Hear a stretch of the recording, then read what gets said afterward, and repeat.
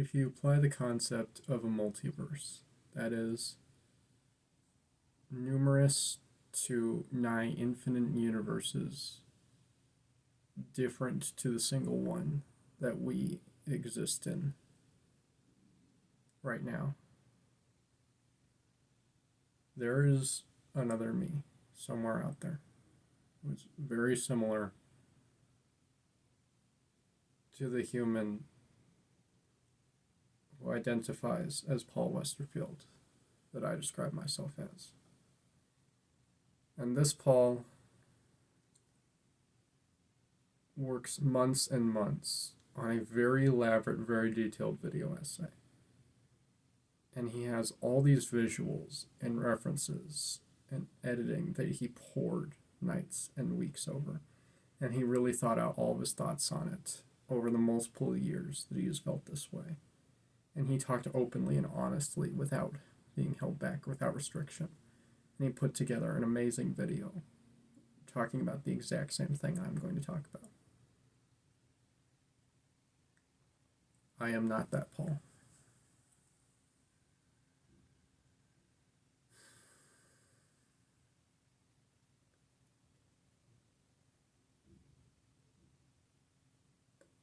At this point, I am beating a dead horse, but I am beating a dead horse that won't stay dead for even a second. I am beating a zombie that refuses to die, I guess.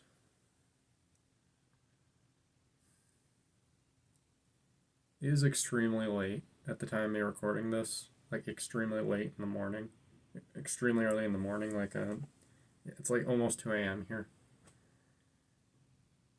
But I find some of my best work and my best writing and my best thoughts come out of me late at night. And while that version of me somewhere is doing a much better job at this, this is who I am here now.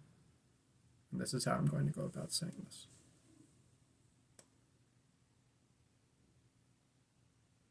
The Walt Disney Corporation, based in the United States of America on planet Earth in the year 2023, is a mega $1 million conglomerate that possesses a monopoly and an utter stranglehold over popular media that refuses to release its grip of. And I have been in a personal war with that company, their morals, their choices, their decisions, for over half a decade at this point. And my thoughts in many respects have just continued to intensify. The Walt Disney Corporation at this current time fully owns the right to the Marvel Comics Corporation, the Lucasfilm Corporation, National Geographic, 20th Century Fox, now 20th Century Pictures,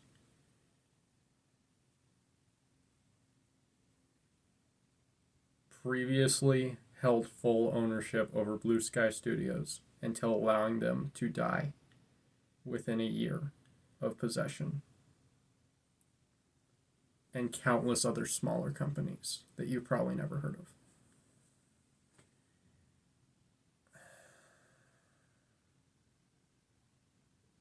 Just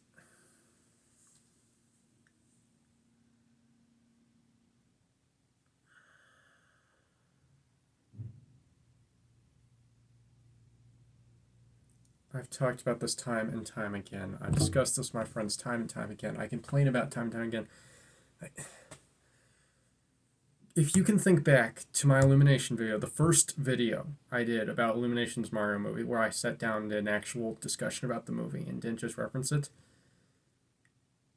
that exasperation and just my insistence and my absolute exasperation and just, I'm done, that I am with Illumination is nowhere near how sick to death I am of the Walt Disney Corporation in almost every single way. Just there is virtually nothing I can say anymore.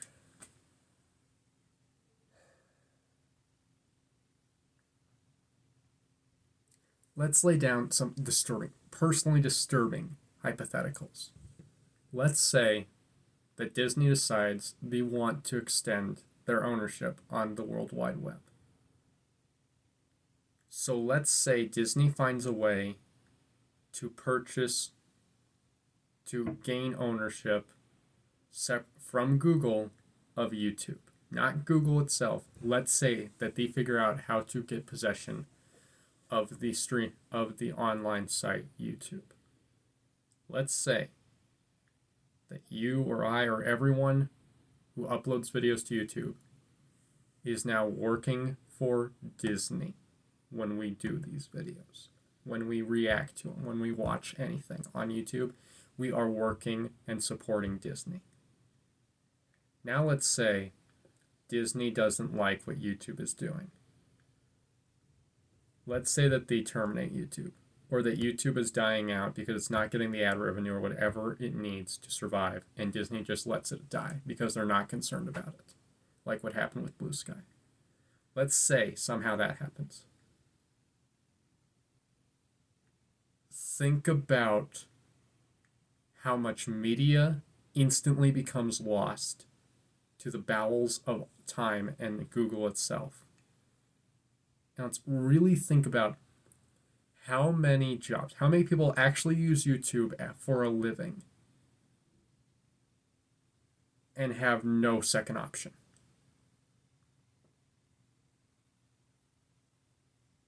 Disney has that power at this point.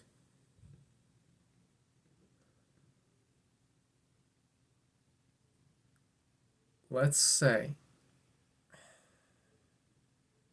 that Disney makes a show like Velma. Not in that it takes a popular franchise and puts more focus on being overly edgy, adult, desperately meta, and pushing a very focused, far one way political agenda in its writing and its messages. Just that. Let's say Disney does a show like that does what Velma does. Disney can do that. They have the full power to do that. Now let's say that show bombs. Let's say not only that people are mad, people hate it, people aren't watching it. Let's say they aren't watching it. Let's say that Disney loses money on this show that they made. That does nothing to them. Anything that Disney puts out, anything under any of the companies and branches they own, doing bad, is like throwing pebbles at a mountain, hoping you'll make a dent. You think that Strange World actually hurt Disney? I doubt it even made a drop out of the giant bucket that is their earnings yearly. I doubt that a drop fell out of that. Strange World failing would be like a coin rolled out of Scrooge McDuck's money bin while he was swimming in it, and then someone accidentally kicked it back in. That's how little a failure affects Disney anymore. Genuinely. And in that lack of need to attempt and succeed, because there is no option of failure anymore at this time, Disney is fully aware of this, and in doing so, it gives them less need, less incentive, and less reason to experiment and try. If you're familiar with how Phase 4 was received critically and reception-wise and how people discussed it, tell me one thing out of Phase 4 that didn't still really bring in the numbers profit wise. Every movie from Phase 4, no matter how poorly or well received it was, made a huge profit for Disney. No Way Home became one of the highest grossing films of all time. That's a Phase 4 movie. But not a single movie that came out of Phase 4 didn't make a huge profit for Disney. Not a single show on Disney Plus did poorly profits wise and merchandising wise, no matter what. Disney doesn't have to care about what you think about their products, as long as you're buying them, which is what we're doing.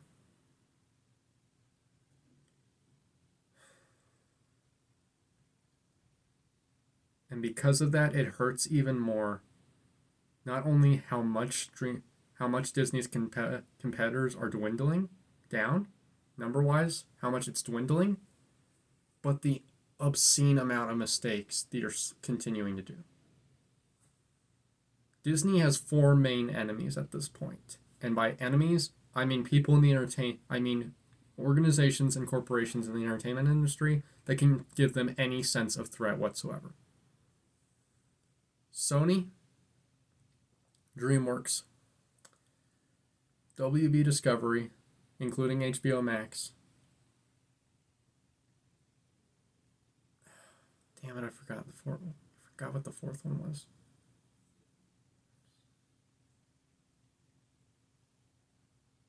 What's it even for? Oh, God. Okay.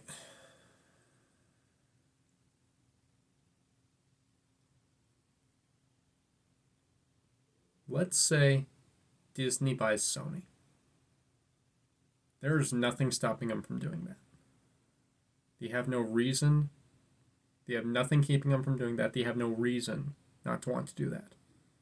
And it will only lead to massive profits for them. Let's say that they officially buy Sony Pictures Entertainment.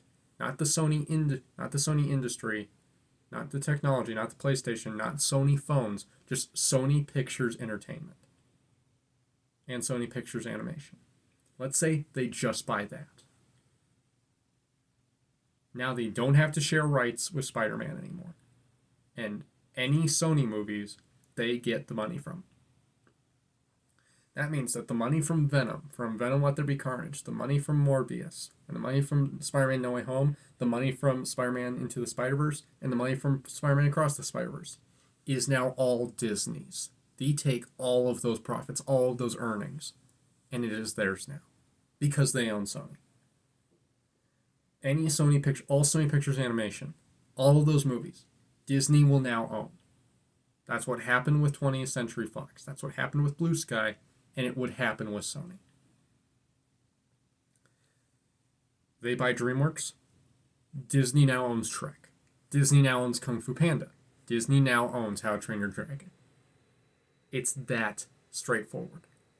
They have the power to buy these massive entertainment industries because they bought some of those powerful entertainment corporations of all time years ago. Disney bought out Marvel in 2009. They have owned Marvel for 14 years at this point. Iron Man was considered the start of the MCU, came out in 2008. Disney has owned Marvel for almost as long as the MCU has been going.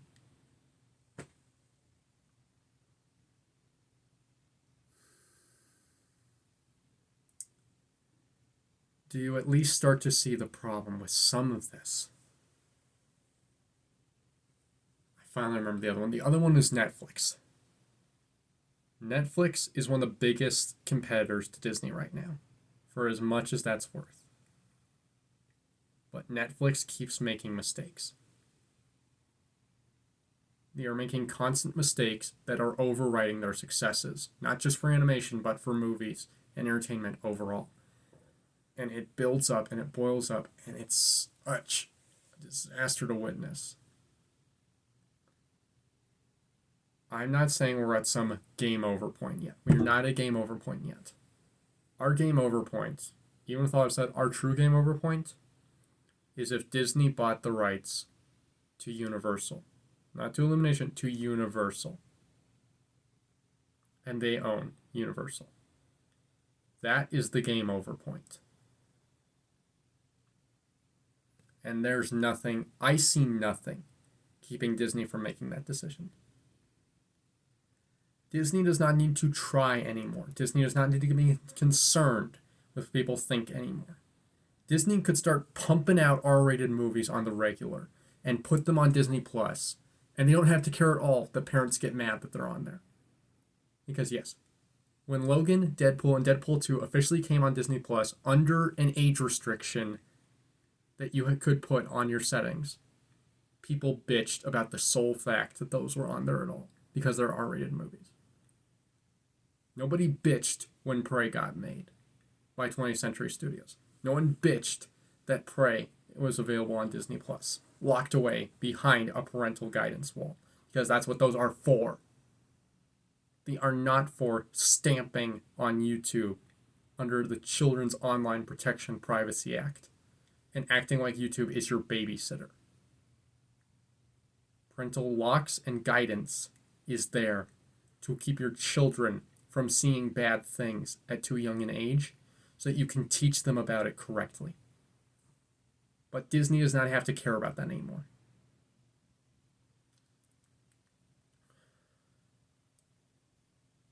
Think back to 2018, where what I consider the greatest animated film of all, Western animated film of all time was made, and what I and many others consider one of the worst and most insulting sequels of all time was made. Both in the same year.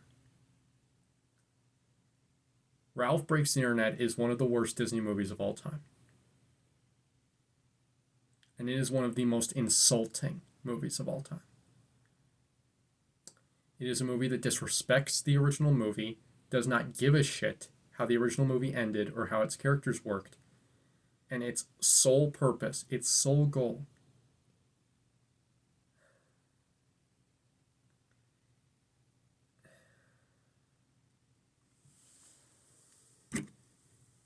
I'm really sorry for this visual. I truly am.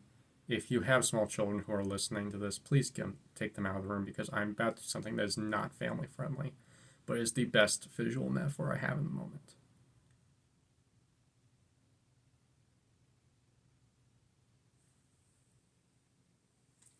Disney. Oh my Disney. Ralph Breaks the Internet.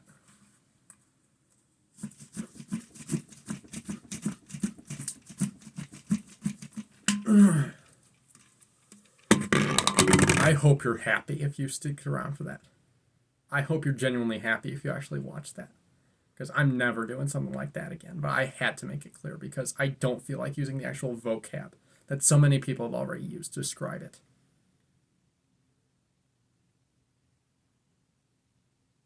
I made it clear that Illumination is all focused entirely on making money. They don't have to try, they just have to make money. Disney no longer has to try. They just have to make stuff. They just have to make stuff, whether that stuff is good or not. They don't have to try. They don't have to experiment. They don't have to try new things. They don't have to be good. They just have to make stuff. As long as they're consistently pumping out shit like Vought International from The Boys, they're fine.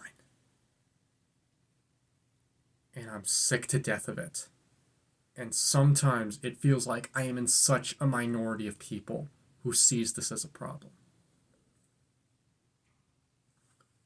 Warner Bros. Discovery and HBO Max are making a ton of mistakes. Netflix is making a ton of mistakes. Sony has repeatedly made mistakes. DreamWorks has repeatedly made mistakes.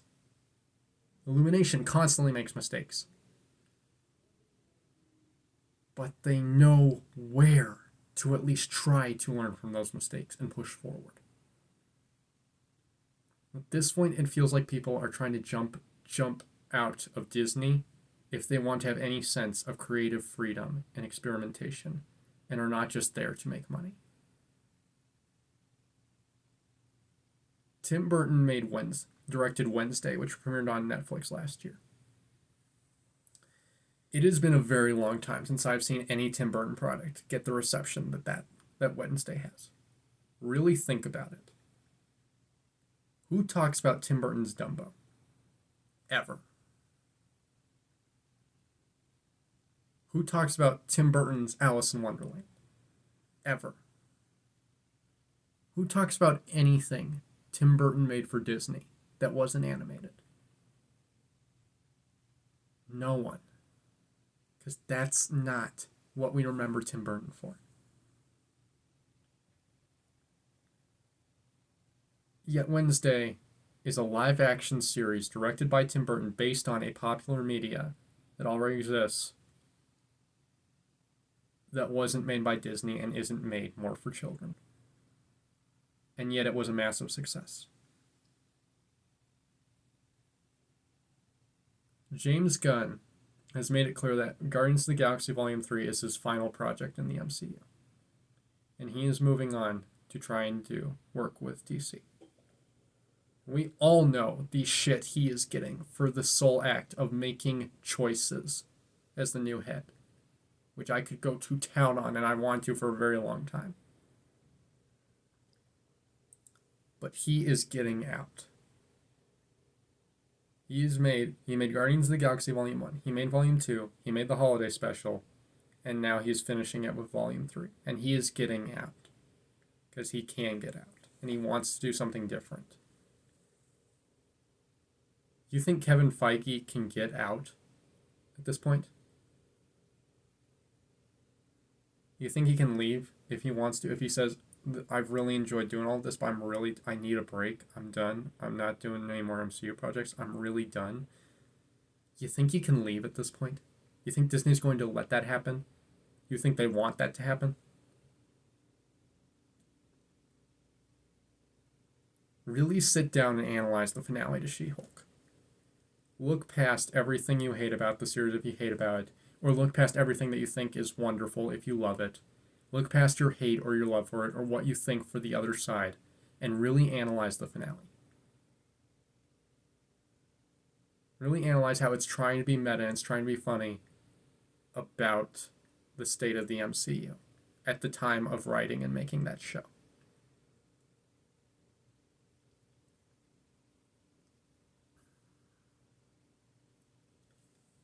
The finale to She-Hulk, Ralph Breaks the Internet, Space Jam: A New Legacy.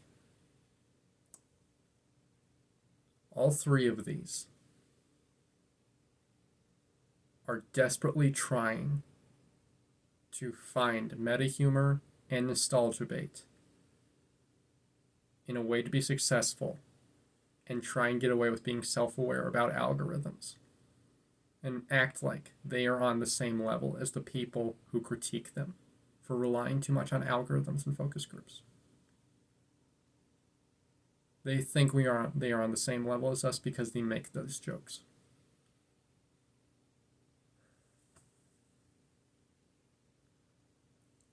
I'm not about to speak for the many, many content reviewers and critics on YouTube that I watch and support, but I will speak for myself because I have that right to do so at this time on this channel. Whether people want to hear it or not, I have the right to speak my mind. And I understand that in speaking it, it is fully open to anyone else to criticize. I don't make meta jokes. I don't criticize when Disney does something wrong, or talk about the issues with focus groups endlessly churning out what people think is good for them just because they like it or because they're nostalgic. I don't talk about this. I don't make jokes about this because I find it fun. It's not fun to talk about that. It's not fun to talk about book bannings. It's not fun to talk about the necessity of social skills and learning things in public. It's not fun to talk about mental illnesses and the shit people go through every day that we gotta paint over ourselves. It's not fun to talk about how people are desperately painting over history. It's not fun to talk about Disney most of the time anymore. I don't do it because I think I'm being fun or because I think I'm funny or witty or clever or something. I do it because I'm being honest. And it's how I feel about something, and I have a right to be honest about how I feel. I am a flippin' consumer, Disney. You don't get to treat me like an algorithm. I am a thinking human being with honest opinions about what you do, whether you care about it or not.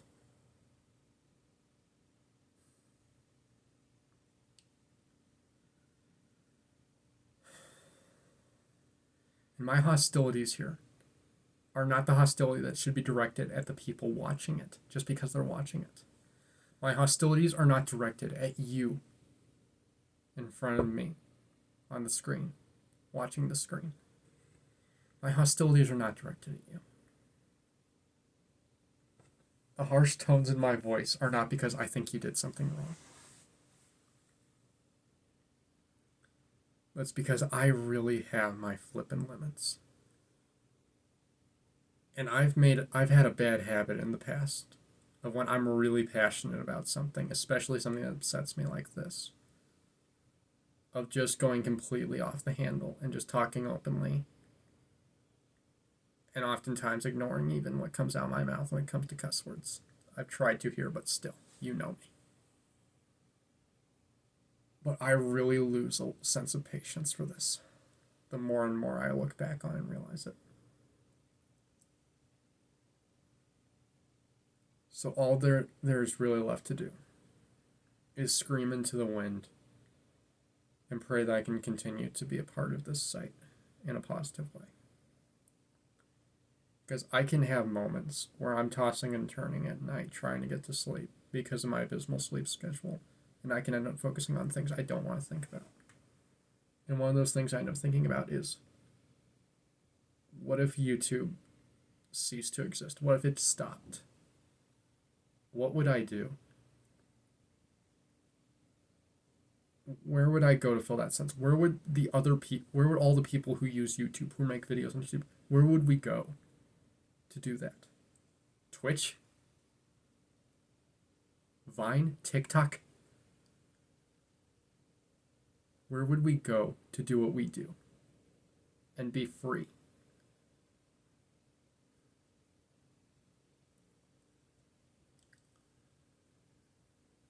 Consider that when you're buying your overpriced 100th anniversary of the Walt Disney Corporation merchandise. Really consider the company you are supporting across its 100 big special years. And look at them as a little more than just a studio that makes cartoons for children.